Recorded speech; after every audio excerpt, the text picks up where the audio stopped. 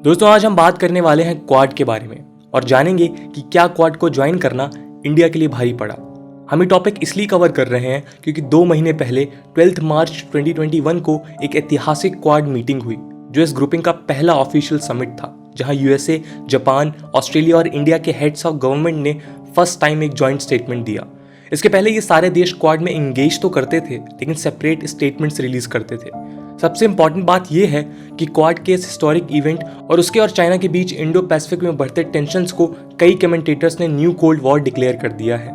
इसके अलावा मार्च में ही चाइनीज न्यूज़पेपर ग्लोबल टाइम्स ने एक ऐसे में इंडिया की इस डेवलपिंग कोएलिशन को ब्रिक्स के लिए एक नेगेटिव एसेट बताया है और कहा कि इंडिया का ब्रिक्स और क्वाड दोनों के साथ एंगेज करना एक कॉन्ट्रडिक्टरी अप्रोच है जो ब्रिक्स के लिए हानिकारक साबित हो सकता है और क्वाड समिट इंडिया के स्ट्रैटेजिक ऑटोनॉमी के लिए भी खतरा बन सकता है। इंडिया के यूएसए की तरफ बढ़ते झुकाव और क्वाड जैसे फोरम्स में बढ़ते एंगेजमेंट की ही वजह से शायद इंडिया का लॉन्ग टर्म एलाई रशिया भी पिछले कुछ सालों में चाइना की तरफ झुकता हुआ दिख रहा है। हम इस वीडियो में जानेंगे कि क्वाड क्या है और उसका इंडिया के लॉन्ग टर्म एलाइज के साथ एंगेजमेंट में क्या इम्पैक्ट हो सकता है। इसके अलावा हम ये भी डिस्कस करेंगे कि क्वाड के इम्पैक्ट्स के बारे में जो स्पेकुलेशंस हैं वो किस हद तक सही हैं। दोस्तों मैं हूं आदर्श गुप्ता और स्वागत है आपका स्टडी आईक्यू में। अगर आप इस लेक्चर से रिलेटेड पीडीएफ या इंपॉर्टेंट डॉक्यूमेंट चाहते हैं तो आप मेरा टेलीग्राम चैनल ज्वाइन कर सकते हैं। Here is the link and you can also follow me on Instagram for regular updates. दोस्तों क्वाड्रिलेटरल सिक्योरिटी डायलॉग QSD जिसे हम क्वाड भी कहते हैं वो यूएसए, जापान, ऑस्ट्रेलिया और इंडिया के बीच एक इनफॉर्मल स्ट्रैटेजिक डायलॉग है जिसे 2007 में Japanese prime minister Shinzo Abe ने इनिशिएट किया था और इंडिया के तत्कालीन प्राइम मिनिस्टर मनमोहन सिंह ने भी इसे सपोर्ट किया था। इसका मेन एम स्ट्रैटेजिक इंटेलिजेंस का शेयरिंग और ज्वाइंट मिलिट्री एक्सरसाइजेज में कॉपरेशन है। इसके अलावा इंडो पैसिफिक रीजन में एक रीजनल सिक्योरिटी आर्किटेक्चर की तरह भी देखा जा रहा है जो चाइना के इस रीजन में बढ़ती हेजिमनी को काउंटर करने का पोटेंशियल रखता है। वैसे तो 2007 में हुए डायलॉग के बाद एक अनप्रेसिडेंटेड इवेंट हुआ जिसके तहत एक ज्वाइंट मिलिट्री एक्सरसाइज मालाबार में चारों देशों ने पार्टिसिपेट किया, लेकिन ये अरेंजमेंट कई सारी लिमिटेशन से जूझ रही थी। नतीजन ऑस्ट्रेलिया ने 2007 के बाद ज्वाइंट मिलिट्री एक्सरसाइजेज से खुद को विड्रॉ कर लिया और क्वाड कई सालों तक बैकग्राउंड में पड़ा रहा। ये इनफॉर्मल सिक्योरिटी डायलॉग चर्चा का मेजर मुद्दा तब बना जब इसके इनिशिएशन के एक दशक बाद 11 नवंबर 2017 को यूएसए, जापान, ऑस्ट्रेलिया और इंडिया के सीनियर ऑफिशियल्स मनीला में ईस्ट एशिया समिट के बाद मिले।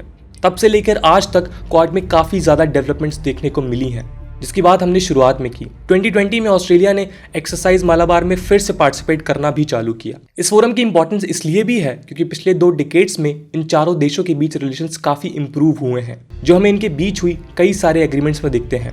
फॉर एग्जाम्पल इंडिया और ऑस्ट्रेलिया का म्यूचुअल लॉजिस्टिक सपोर्ट एग्रीमेंट जो इनके मिलिट्रीज के बीच इंटरऑपरेटेबिलिटी इंप्रूव करेगा। इंडिया यूएसए के बीच ऑलरेडी ऐसे एग्रीमेंट्स हैं जैसे कि GSOMIA general security of military information agreement, LEMOA logistics exchange memorandum of agreement और COMCASA communications compatibility and security arrangement. Noted scholar professor C Raja Mohan ने क्वाड के राइज, उसमें इंडिया के एंगेजमेंट और इंडिया के यूएसए से क्लोजनेस का जिम्मेदार मेनली चाइना को माना है और इसलिए इंडिया का क्वाड में एंगेजमेंट का पहला कारण है चाइना का ग्रोइंग मिलिट्री पावर, जिसके चलते चाइनीज आर्मी यानी PLA दिन ब दिन असर्टिव हो रही है। इसके एग्जाम्पल्स हमने डोकलाम और लद्दाख में देखे हैं। इन बॉर्डर कॉन्फ्लिक्ट में यूएसए, जापान और ऑस्ट्रेलिया का सपोर्ट इंडिया की पोजीशन को मजबूत कर सकता है। दूसरा कारण है कश्मीर इशू में चाइना का पोजीशन जो इंडिया के खिलाफ है और पाकिस्तान के सपोर्ट में दिखता है, लेकिन यूएसए इसमें इंडिया को सपोर्ट करता है। तीसरा रीजन है क्रॉस बॉर्डर टेररिज्म। यहाँ पर भी चाइना का पाकिस्तान को UNSC में सपोर्ट रहा है। उसने लगातार noted terrorist like Masood Azhar के ग्लोबल टेररिस्ट के रिकॉग्निशन को एटलीस्ट 2019 तक ब्लॉक किया है। चौथा मुद्दा है इंडिया का ग्लोबल न्यूक्लियर ऑर्डर में इंटीग्रेशन और UNSC में परमानेंट मेंबरशिप, जिसे यूएसए ने सपोर्ट किया है लेकिन चाइना ने लगातार इसके खिलाफ स्टैंड लिया है। इंडिया चाइना ट्रेड भी बायस्ड है और Chinese dumping practices Indian manufacturing को रूइन कर रही हैं। इसलिए इंडिया चाइना पर अपना इंपोर्ट डिपेंडेंस कम कर इकोनॉमी को डाइवर्सिफाई करना चाहता है। ये प्रॉब्लम क्वाड के बाकी मेंबर्स भी फेस कर रहे हैं, जिसके चलते ही यूएसए और चाइना के बीच ट्रेड वॉर भी शुरू हुआ था। इंडिया ने चाइना के बेल्ट एंड रोड इनिशिएटिव के प्रोजेक्ट को भी क्रिटिसाइज किया है क्योंकि इसके तहत चाइना इंडिया की टेरिटरी गिलगिट बाल्टिस्तान, जिसे पाकिस्तान ने ऑक्युपाई कर रखा है, एक कॉरिडोर बना रहा है जो उसे पाकिस्तान के ग्वादर पोर्ट का एक्सेस देगा। इंडिया क्वाड के साथ BRI का ऑल्टरनेटिव प्लान करने की कोशिश में है जो उसके टेरिटोरियल सोवरेनिटी को सेफगार्ड करने के साथ साथ ग्लोबल इकोनॉमी में एक पावरफुल प्लेयर भी बना सकता है। आखिरी कारण है चाइना का rising military profile in Indian ocean, जिसे इंडिया अपनी स्ट्रैटेजिक ऑटोनॉमी, नेशनल इंटरेस्ट और उस रीजन में इंटरनेशनल रूल बेस्ड ऑर्डर और free and open Indo Pacific के आइडिया के खिलाफ देखता है। क्वाड का इंपैक्ट इंडिया के लॉन्ग टर्म एलाइज पर क्या होगा, इस पर कई डिबेट्स हैं और हम इन्हें समझने की कोशिश करेंगे। कुछ स्कॉलर्स मानते हैं कि इंडिया क्वाड का एंगेजमेंट इंडिया और रशिया के ट्रेडिशनल लॉन्ग टर्म टाइज को खराब कर सकता है। फॉरेन मिनिस्टर सर्जी लैवरोव ने कई बार क्वाड को रशियन इंटरेस्ट के खिलाफ बताया है और क्लेम किया है कि ये इंडो रशियन रिलेशनशिप को हार्म करेगा। इसके कई सारे रीजंस हैं।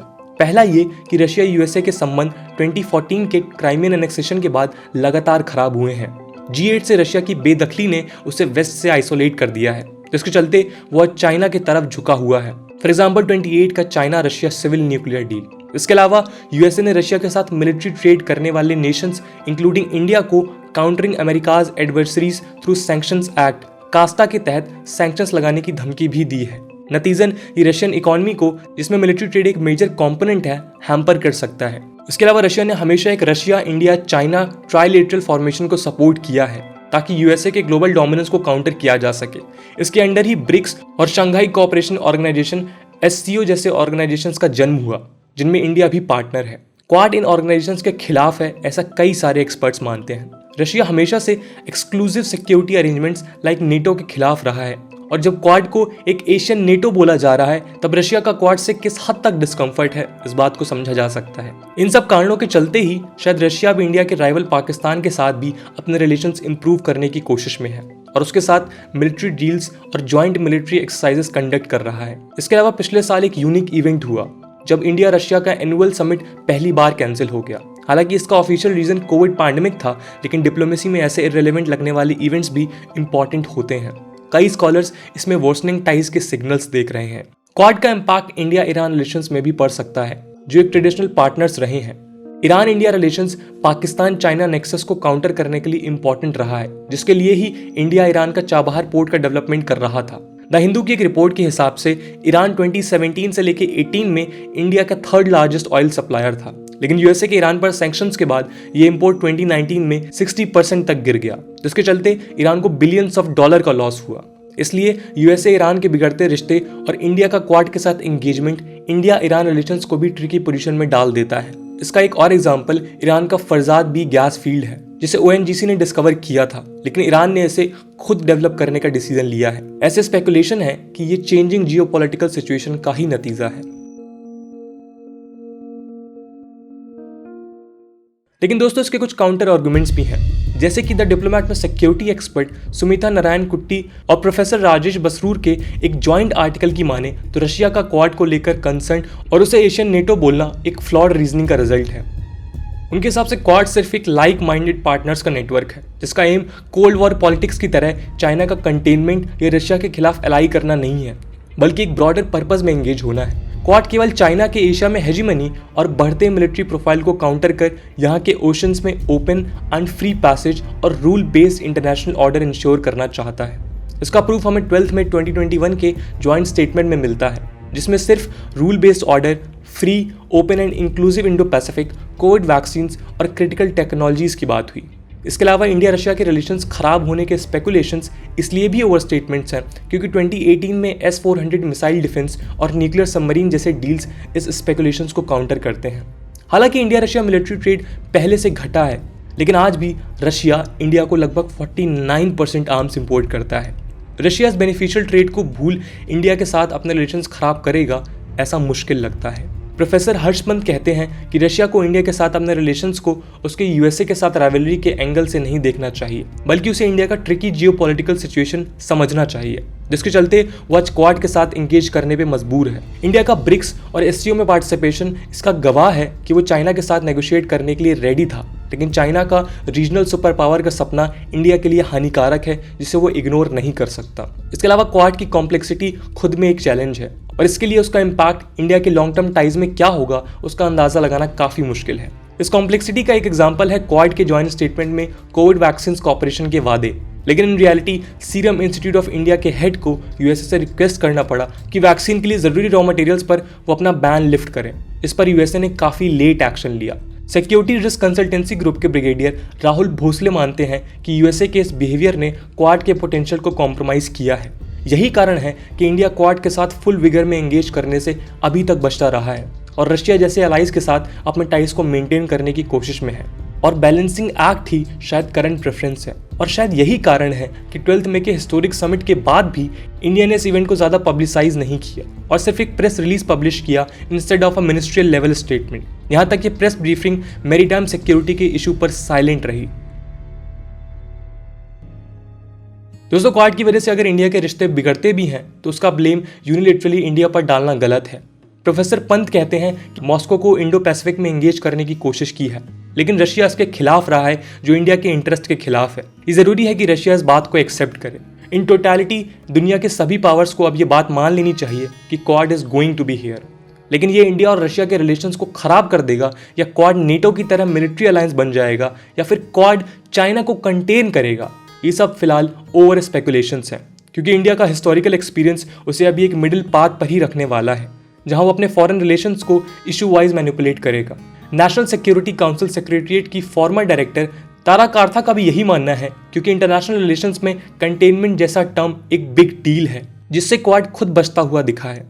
हालांकि ये ज़रूर मुमकिन है कि कुछ सालों में क्वाड में मैरीटाइम सिक्योरिटी पर एक्टिव डिस्कशंस और डिसीजंस हों। इसके अलावा हमारे लॉन्ग टर्म पार्टनर्स जैसे रशिया भी ये अफोर्ड नहीं कर सकते कि वो हमारे साथ अपने टाइज को तोड़े, क्योंकि ये उसके इंटरेस्ट के खिलाफ है। दोस्तों, आज की वीडियो के लिए इतना ही। आई होप आपको ये वीडियो पसंद आई होगी और अगर पसंद आई है तो अपने दोस्तों के साथ शेयर करना ना भूलें। एंड आपका क्या सोचना है क्वाड अलायंस के बारे में कमेंट सेक्शन में ज़रूर बताइएगा। मिलते हैं अगले वीडियो में, तब तक के लिए जय हिंद, जय भारत।